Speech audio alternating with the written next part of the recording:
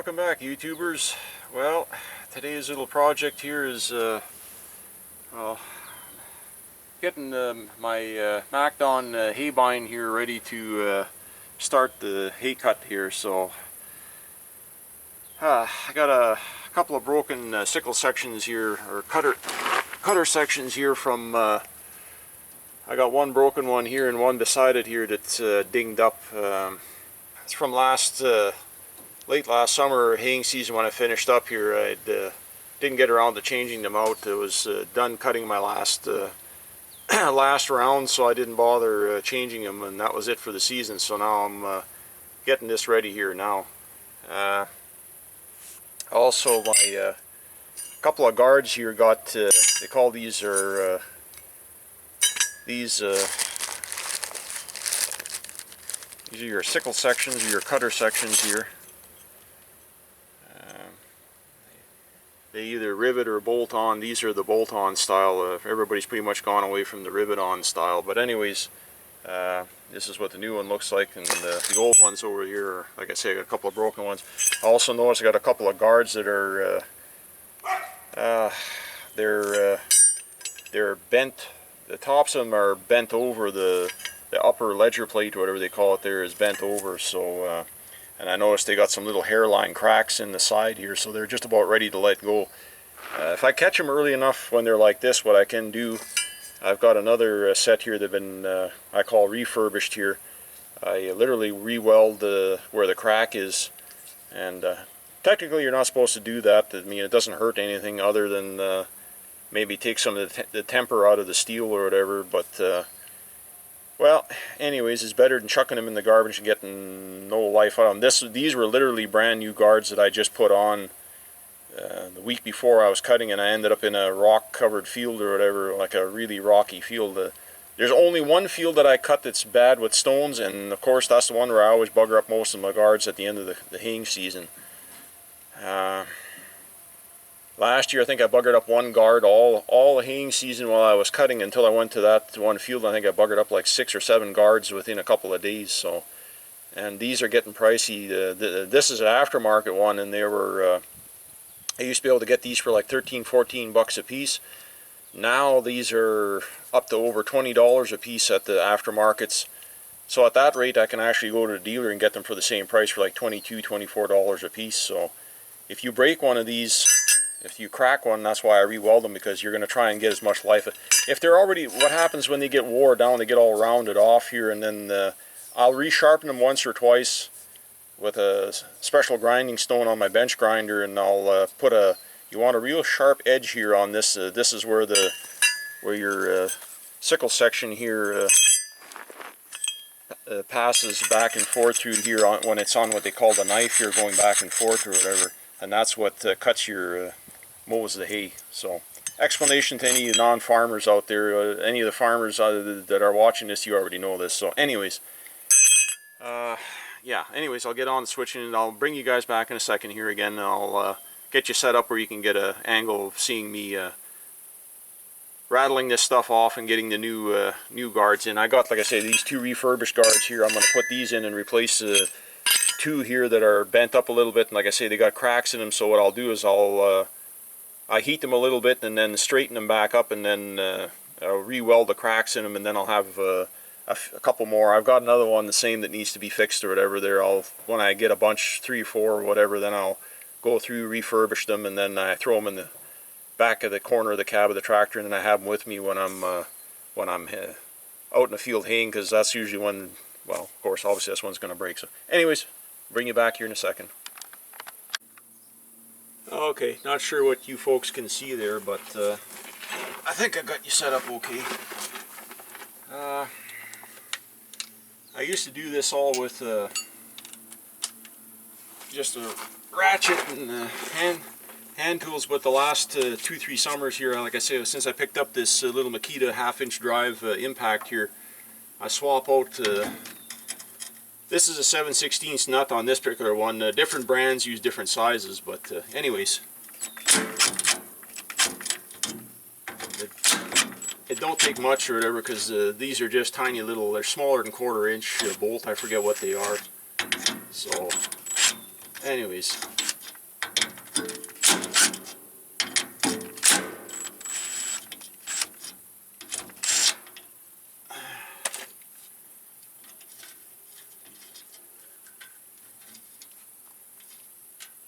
Okay, well, we're going to get these off just like that. See, this one's the tip is broken off of it here, so. And this one here, like I say, it's kind of got caught on the guard, and it's kind of got the edge, the cutting edge on it knocked off, so it's not very good. So while we're in here, we're gonna replace it and put new ones in here. These new ones here. So.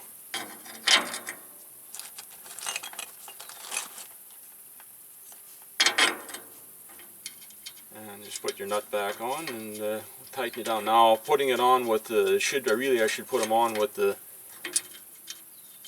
just with a small wrench by hand or whatever, because I have to be careful, because these little bolts are pretty strong, but you can't. They don't take much from the impact. You can snap them off or shear them off pretty easy, pretty quick. So.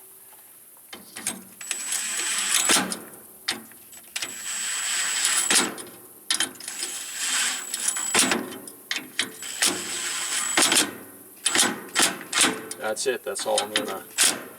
Just a little tut-tut, and that's it, because I'll snap them off. Whoop!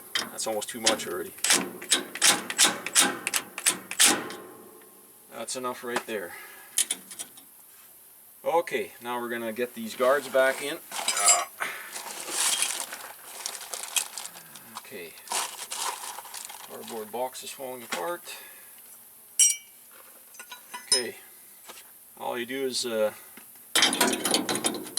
slip your guards back in.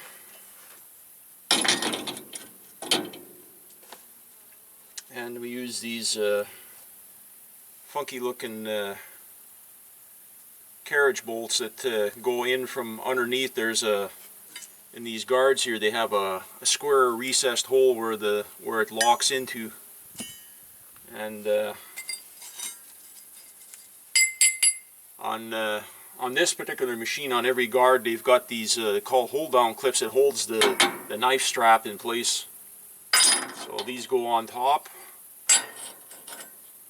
and then you feed the bolt. You feed the bolt up from underneath through, like so, and then of course, obviously, you put your nut back on here, and just like that, we're back in business. Get this back together here and get this tightened down. Then I got to move on to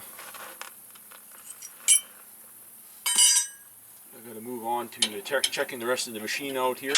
I got to check my hydraulic oil level in the reserve tank.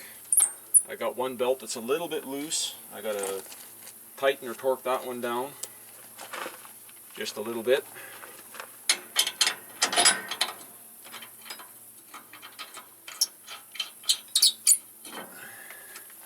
I'm going to swap out the socket on my impact here.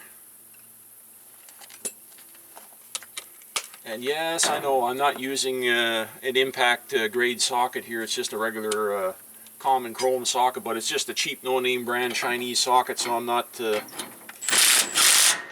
worried about it.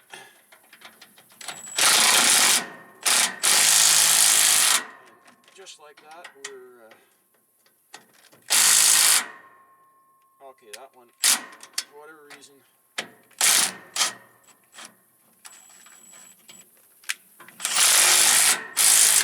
we go. I gotta be careful, I can snap these off too.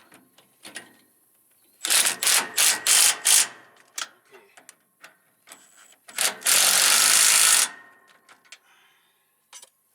And I'm just gonna double check them with a 18-inch breaker bar that I have. It's kind of, yeah, they're there. Yeah,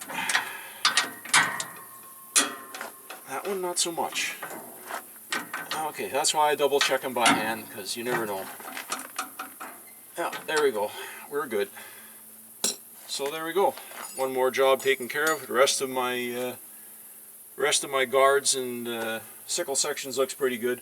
I've got one that's bent just a tiny bit over there. I've got a special tool that I use on the haybine here that I can manipulate them a little bit up and down if they're a bit bent out of shape. So that's what I'll do I'll get that straightened up here, and then we'll move on. I'll bring you guys back again in a second here when I get over to tightening up one of the drive belts here. Okay, this is the belt in question here that I'm tightening up here. This is the reel drive here. The auger's powered on the opposite side, comes through over here to this pulley, and then of course runs the belt back up over to the other drive pulley that runs a jack shaft, the gears down, and runs through a chain drive to your pickup reel here on the front of the header here. That's what pulls the hay into your haybine when you're cutting. So anyways, this belt is a little bit slack. I noticed it was slipping a little bit last summer, so I'm going to tighten it up. Now this is one of these funky things. It's got one of these weird tie bolt in behind here, and this whole thing is like on a little miniature arm here. It swings up and down or whatever, and that's what tightens your belt. And you've got a tie bolt that goes up through the main frame up on top here where I got the wrench here. I loosened it off a little bit, put some penetrating oil in there, and then I'm going to retighten it back up here. So anyways, here.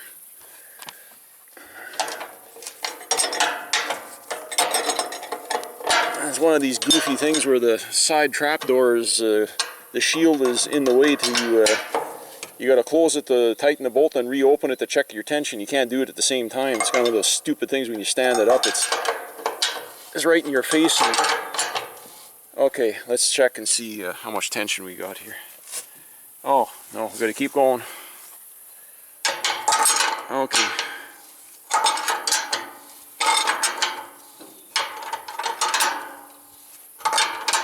Okay, let's see where we are here now.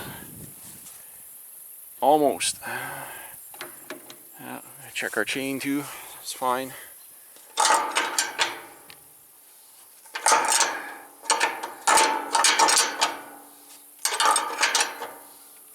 Okay, let's check again. Not quite. This takes quite a bit. It doesn't move. It's a very it's a long lot of travel on that eccentric before you pull up the slack. So, oh, drop you guys.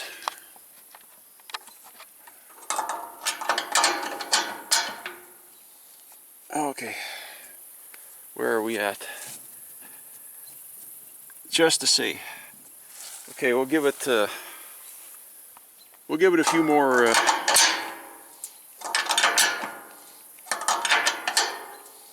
There, I think that should do it.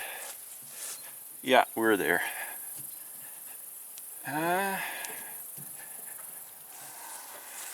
You don't want too much tension and hard on your bearings, but you can't have it too loose either because you'll burn your belt and wear out your pulleys. It's slipping all the time. So,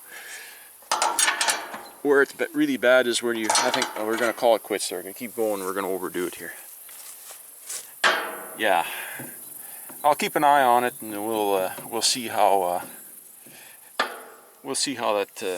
how it goes from here. But anyways, now I'm just going to get into going around the machine, greasing all these bearings here. They all have grease zerks on them. On the other side here, they got some universal joints here where they got the drives for the conditioner rollers, they call them there, it's crimpers. It crimps the hay as it comes through. It helps it dry faster. So anyways, there's some